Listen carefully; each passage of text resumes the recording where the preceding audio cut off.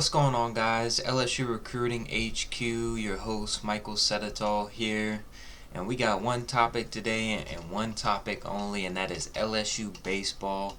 Drops the first game of the SEC tournament last night, 4-1 to Georgia. Oh man, it was a tough one to watch. LSU just feels like all season was missed opportunities here, missed opportunities there. And the same thing happened again last night in the first inning. Bases loaded, ground into a double play, you could only score one run with nobody out. And then the bottom half of that inning, you got bases loaded for Georgia, and they hit a double. So, I mean, that's just been the tale of the season all year. It's been like that, and it was a tough way to go out. Marceau pitched lights out really after the first inning. You know, he gave up a couple hits here and there. Should have been out of the inning if LSU turns a double play. But not much production from the offense last night, which was kind of surprising as hot as they were going into the game. Georgia kind of mixed in some good lefties in there, and I think that kind of threw LSU's game plan off. You know, they were probably looking to see the same guy for 5, 6, 7 innings, and they pulled the guy real quick, and then brought out some really good arms out the bullpen.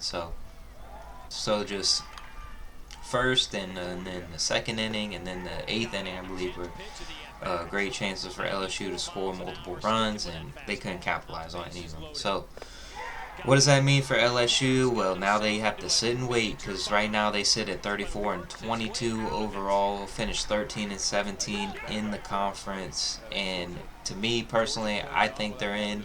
D1 Baseball's projection has them as a 3 seed right now. I don't think one game in the SEC tournament made or break them. You know, if they would have won, it would have been nice. If they lost, I don't think it's going to matter that much. I do think they're going to get in. But let's talk about the more concerning thing with LSU baseball, and that is the season in general. You know, there's been years, injuries, like this year, injuries. Jaden Hill goes down, you know, DeGiacomo's out majority of the year. Stuff like that, and then Matthew Beck not being able to pitch all season really hurt. But there's a time and a place where you just have to look at yourselves and say, this isn't the LSU standard. And I've said it on this show multiple times that I don't know what's going to happen with Paul Mainieri at the end of the season. You know, I think it's time. No matter if it's willingly or he retires or whatever. I think it's time to move in another direction, because I don't see the program reaching the goals that they need to reach in order to keep this fan base and what this fan base deserves. Like I said, they have a lot of great pieces on this team, and they're still a very good team, but they aren't to the LSU standard of how they should play week in and week out. There's no reason that LSU should be sitting here on the first day of the SEC tournament wondering if they're even going to make the postseason or not. Like that's just unacceptable. So like I said, 34-22 overall, top 25 RPI right now. We'll see where that gets them. You know, right now they got them as a 3 seed, but you know, you never want to leave it in the hands of somebody else. Deciding your fate. So this season, talking about this season in general, just kind of to wrap it up, you know, 13 wins in conference. I believe the only non-conference series they lost at the beginning of the season was to Oral Roberts. So they lost one series, non-conference series to Oral Roberts, won all of their midweek games except for this last one against Northwestern State. They lost the season finale, but that was pretty impressive. You know, going the season, you know, all the fans always worried about these midweek games, and this year they won every midweek game and couldn't win a conference game to start off the season. So, yeah, like I said, it started off 1-8 in conference play, and when you start off 1-8, it's really all up from there. And then that's kind of what they did. They finished the year 12-9 in conference and was able to sneak into the SEC tournament, winning their last 3 series. So, and then in individual performers, I mean, obviously you look at these 2 freshmen. I mean, I can't tell you how valuable these two guys. I mean, could you imagine LSU without Trey Morgan and Dylan Cruz in their lineup and how bad this season could have been? Like, there's been times where those two guys have put this team on their back and just carried them all the way to the finish line. And it's same thing, 370 for Trey Morgan, batted 370, 5 home runs, 37 RBIs. Uh, I posted a tweet when they announced SEC Freshman of the Year to Enrique Bradford. Congratulations to him, but it's hard for me to think that Trey Morgan didn't deserve it more. But that's a conversation for another time. Trey Morgan had a better batting average, more home runs, more RBIs. Just didn't have more stolen bases, and that was really the only stat that he had better than him.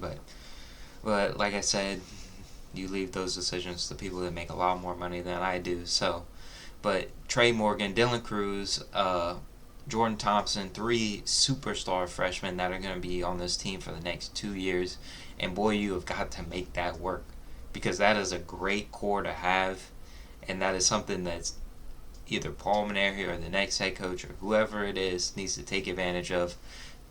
Now next year with the arms, that's a different.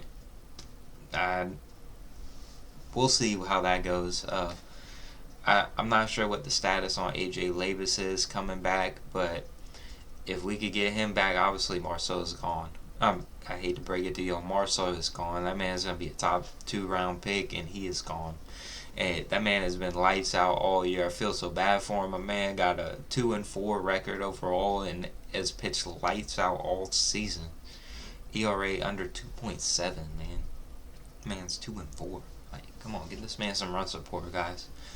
But you got good pieces coming back. I think you have the I'm pretty sure Beloso's going to be back. Doty, Dugas probably gone, I would think.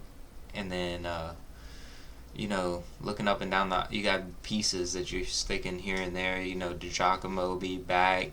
Having Hayden Travinski back will probably be a big help, being that the catcher spot is so thin. I like Brody Drost. I like him a lot, actually. He was one of the guys where I was like, I think this dude could be a guy. Like, he reminds me a lot of Dykeman from the 2017 team. You see a lot of potential. There's a lot of pop in his bat when he does hit the ball. Just gotta cut down on them strikeouts and put the ball in play a little bit more. Like Cade Doty coming back, that'll be a huge help. Zach Arnold, another good bat that'll just progressively get better. They can teach him how to play second base, or god dang, man, we can't find nobody play second base without having Bianco in there. He's been our best utility guy. You move him to center field, left field, second base, shortstop. I mean, he's played everywhere, and he's done a fabulous job in the outfield. And I mean, if his bat ever comes around, he is a great player. I would love to see him in the lineup more.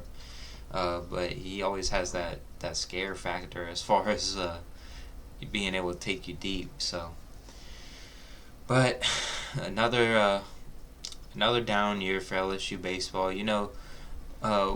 When me and my dad used to talk in the last, not the last couple of years, but like throughout my whole childhood, really, we would always go football season, and the whole football season, once LSU lost whatever game they were gonna lose to get out of like national championship host, like, all right, well, it's baseball season now. Everybody, I feel like, says something like that. It's baseball season now. We just move on, ready for baseball.